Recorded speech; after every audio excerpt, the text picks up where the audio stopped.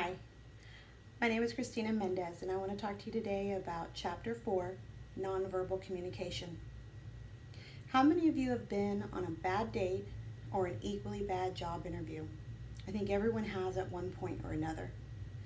Nonverbal communication can be one of the most powerful tools you have in your career toolbox. It can mean the difference between missing out on a great opportunity or getting the job.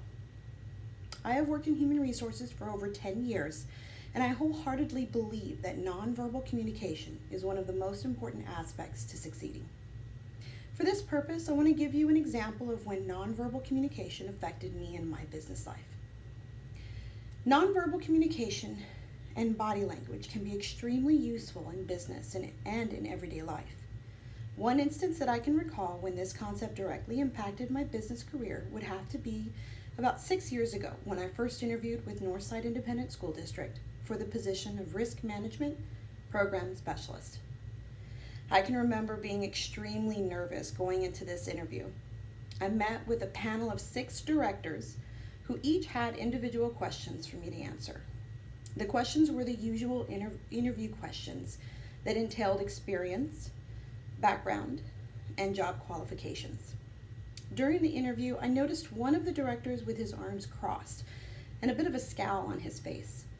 I immediately knew that this individual was not exactly happy to be here and would rather be somewhere else. From that point, I paid close attention to specific cues that he gave. And whenever he asked a question, I gave it direct eye contact with a big smile on my face whenever I answered his questions.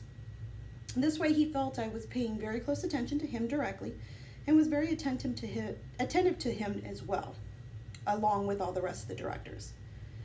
So 2 days later, I got the call and an offer for the job. If it wasn't for my understanding of nonverbal communication concepts, I may not have this opportunity that I was given with Northside Independent School District. And that's why this is very imperative in business to understand nonverbal communication.